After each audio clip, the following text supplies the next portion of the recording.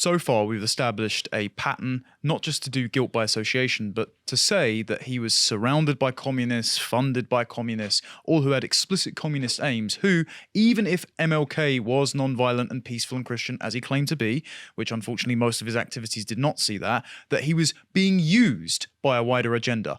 Now it's whether or not he actually agreed with that agenda. Some of the quotes we've already read out and the legislation he contributed to seem to suggest he did, and as we go further, we will see that he was not as upstanding in his content of character as he'd like to proclaim. He absolutely wasn't. But first I'll go through another quote from The Age of Entitlement, because King was very candid often on what his intended aims were with all of the non-violent protests. It was not just to make everybody know that black people are people too.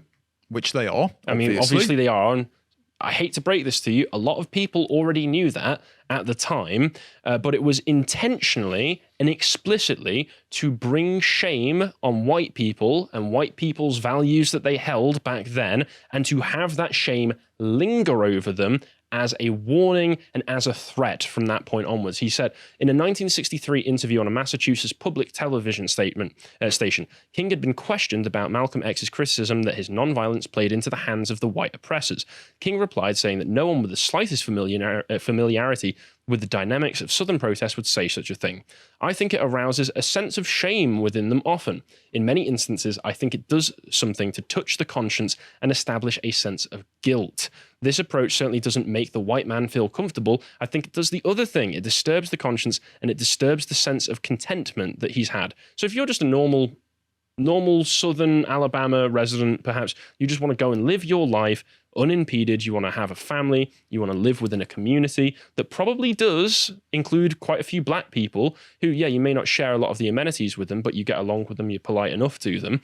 As it stands, you're evil and you need to be shamed. What a lot of people forget as well is it's not like all white people acted in concert as a monolith to oppress black people. Some of the people who genuinely wanted to share the amenities just couldn't. Like, they had to use the white-only doors as well. Like, some people who aren't actively enrolled in civil rights protests doesn't mean they agree with it, but they still had to use the white door. And this is once again why the Jim Crow laws were immoral on the face of it, but repealing them was basically the actual moral thing to do, and not replace them with laws that just implemented the opposite by force. They're not just immoral because they, quote, oppress black people. They intercede between humans' ability to freely associate. So it's a universal harm done to people who many white Southern Christians would have just gone, well, yeah, I'm not a racist and I would happily associate with them. I've not got them up for this, but there are a number of amusing images that you can find from the time of black men in the southern states waving proudly Confederate flags, because it was a way of, it didn't just represent slavery and racism, it represented the Southern way of life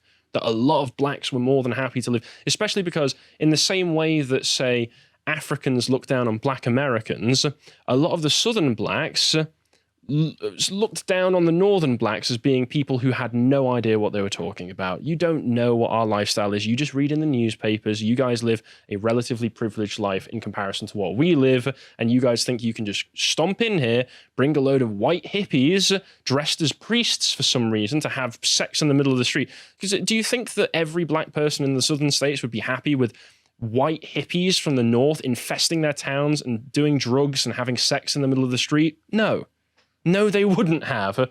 So, but anyway, let's continue. So this is where we get to MLK.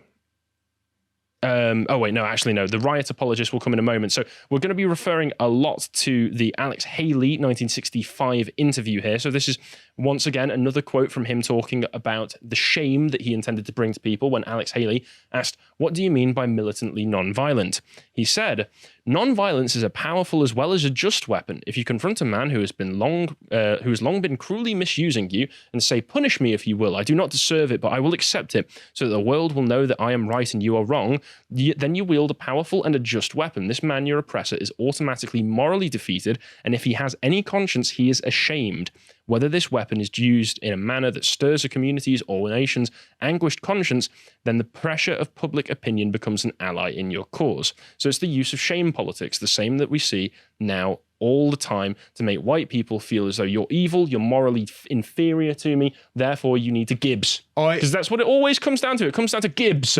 You're an evil person, so Gibbs. That's the actual point here. It's not that he was using non-violence in order to show the injustice of segregation, which actually we would not disagree with if it stopped there. It was to become then the infrastructure for why black people are entitled to things like reparations and land, the redistribution of resources along racial lines, which a lot of his communist backers would have been very happy with. Oh, very, very much so. And this is where we get onto MLK, the riot apologist. And the first thing that I'm going to be referencing here, right, okay, is the letter from Birmingham jail. I have seen so many conservatives praise this.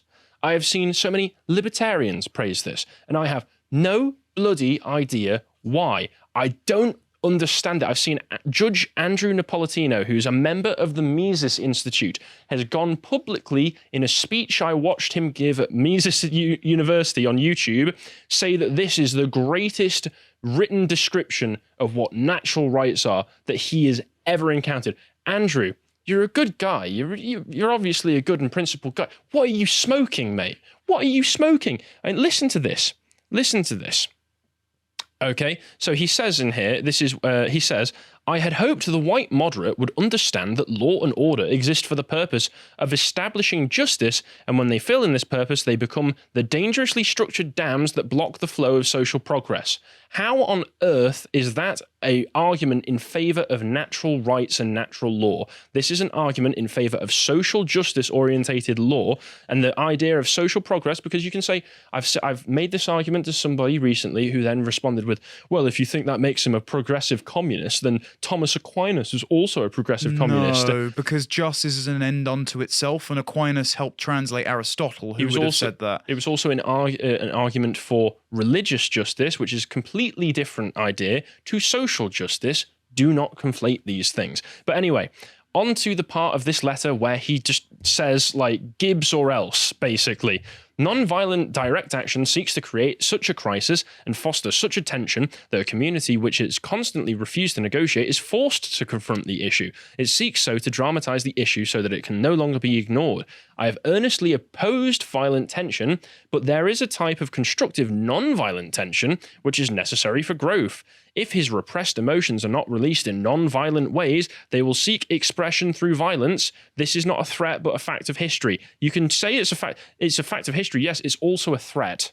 That is absolutely a threat. I think it's a fair observation, but not one I take on its face when you surround yourself with people who are just as delighted to use violence. Well, you've got to take the letter within the context. Some people I believe have taken this letter as just some abstract floating piece of political theory. No, it's a definitive letter that he wrote while he was in jail that he meant for a particular purpose. That particular purpose was Gibbs or else, as far as I can tell. And then he had Walter Reuther and other people get hundreds of thousands of dollars sorted for his bond. And this is after demonstrations and violent demonstrations had already been going on. This was something that was a politically calculated tool. It is not meant to be taken as a piece of political theory. Please recognize this. And then we go back to the interview in part 2, where Alex Haley asked Martin Luther King straight up, is this destined to be a violent revolution? King says, God willing, no, but white Americans must be made to understand the basic motives underlying Negro demonstrations. Many pent-up resentments and latent frustrations are boiling inside the Negro, and he must release them. It is not a threat, but a fact of history that if an oppressed group's pent-up emotions are not non-violently released, they will be violently released. So let the Negro march. Let him make pilgrimage to City Hall. Let him go on freedom rides. And then the question becomes, okay, what if we let him do all of that and then he doesn't get what he wants anyway? What if we let him do the non-violent protest and we disagree with what he's asking for? What then, MLK? I think the answer's pretty obvious, because he says, for if his frustration and despair are allowed to continue piling up, millions of Negroes will seek solace and security in black nationalist ideologies. Very interesting. I'd like to contrast that statement with Malcolm X's famous ballot or the bullet speech. Oh, because yeah. Malcolm X and Martin Luther King are often dichotomized as the Charles Xavier and Magneto of the civil rights movement, right? And Malcolm X is always the violent one. I think this ending passage of the ballot or the bullet is pretty much indistinguishable from what he says there. Malcolm X says, "This is why I say it's the ballot or the bullet. It's liberty or death. It's freedom for everybody or freedom for nobody. America today finds herself in a unique situation. Historically, revolutions are bloody. Oh yes, they are. They have never had a bloodless revolution or a non-violent revolution. A revolution is bloody, but America is in a unique position. She's the only country in history in the position actually to become involved in a bloodless revolution. The Russian Revolution was bloody. Chinese Revolution was bloody. French Revolution was bloody. Cuban Revolution. And there was nothing more bloody than the American Revolution. But today, this country can become involved in a revolution that won't take bloodshed. All she's got to do is give the black man in this country everything that's due to him. Everything. That is the final line of Ballot or Bullet. Now, you tell me if that's any different from what MLK just said there, that history remembers Malcolm X as someone who was a violent revolutionary and MLK as someone who only ever preached non-violence. Well, I can do you one better. I can give you another quote from Age of Entitlement, where we can contrast MLK's comments with the 2014 post-Ferguson BLM riots. The people who supposedly are the traitors to MLK's legacy. At the edges of the Black Lives Matter march in Dallas, Mika Xavier Johnson, a well-trained and heavily armed black veteran officer of the Afghan war, shot 14 policemen, killing 5. Black Lives Matter activists announced that they would continue their marches even after the killings of policemen in Dallas. It's not a setback at all, one said. That's showing the people of this country that black people are getting to a boiling point. What's the difference? Realistically, what is the difference between those kinds of statements? The statements of, oh, violence only happens at the peripheries, that ain't got nothing to do with me. Racism pulled that trigger. Yes. Once again, racism's really got its really busy these days, isn't it?